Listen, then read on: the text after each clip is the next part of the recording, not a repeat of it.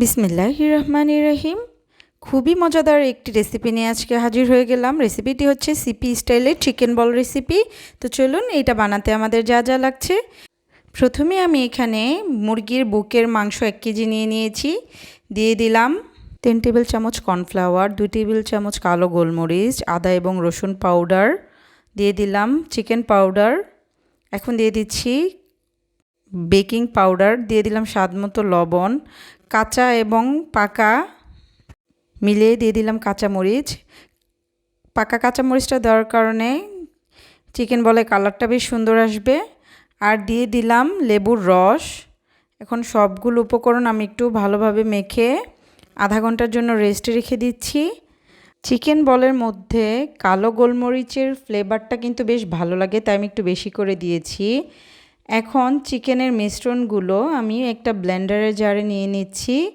এখন চিকেনগুলোকে ভালোভাবে ব্লেন্ড করে নিব। আমি একটা স্মুথ একটা পেস্ট তৈরি করব। তো দেখতেই পাচ্ছেন কি সুন্দর স্মুথলি চিকেনগুলো পেস্ট হয়েছে।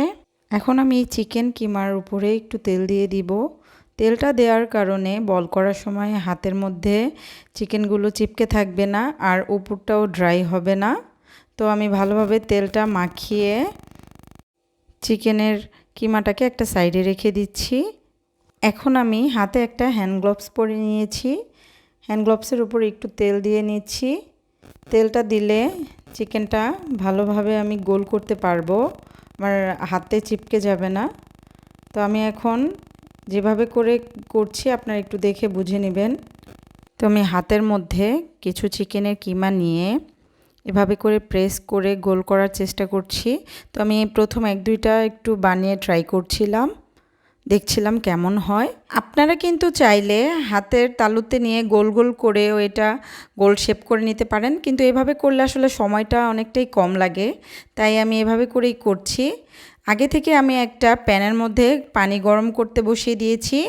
এখন ডাইরেক্ট এভাবে করে গোল গোল করে আমি গরম পানির মধ্যে চিকেন বলগুলোকে দিয়ে দিচ্ছি। তো আমি এভাবে করে সবগুলো চিকেন বল বানিয়ে নিব। তো আমি সবগুলো চিকেনকে গোল গোল করে গরম পানির মধ্যে দিয়ে দিয়েছি। চিকেন বলগুলোকে বেশিক্ষণ কুক করব না। চিকেন বলগুলো যখন পানির উপরে ভেসে উঠবে তখনই চিকেন বলগুলোকে নামিয়ে নিব। তো দেখতেই পাচ্ছেন সবগুলো চিকেন বল পানির উপরে ভেসে উঠেছে। তো আমি 10 মিনিটের মতোই কুক করেছিলাম। এখন একটা বাটিতে আমি আইস কিউব নিয়ে নিয়েছি, সেখানে চিকেন বলগুলোকে উঠিয়ে দিয়ে দিচ্ছি। এই ঠান্ডা পানিতে দেওয়ার কারণে চিকেন বলগুলো কিন্তু খুবই স্পঞ্জি হবে, যেটা আমরা চাচ্ছিলাম। তো এখন আমি একটা চিকেন বল আপনাদেরকে কেটে দেখাচ্ছি।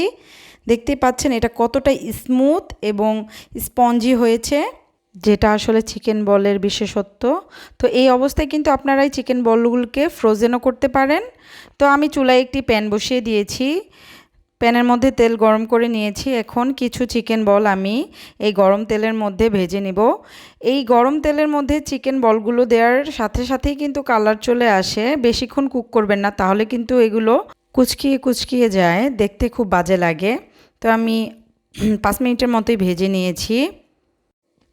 তো এখন আমি কাঠির মধ্যে গেঁথে নিচ্ছি। সিপিতেও কিন্তু এভাবে করেই কাঠিতে গেঁথে দেয় ওনারা। প্যাকেটের চিকেন বলগুলোকে ভেজে এভাবে করে কাঠির মধ্যে গেঁথে দেয়। তো আমিও এভাবে করেই গেঁথে নিচ্ছি। আমরা কিন্তু খুব সহজে বাসায় এভাবে করে চিকেন বল তৈরি করে নিতে পারি, বাইরের চিকেন বলগুলো না কিনে। কারণ বাইরের চিকেন বলগুলো কী দিয়ে তৈরি করে সেটা নিয়ে একটা সবসময় দ্বিধাদ্বন্দ্ব থাকে, তাই আমরা বাসায় এইভাবে করে চিকেন বল বানিয়ে ফ্রোজেনও করে রাখতে পারবো।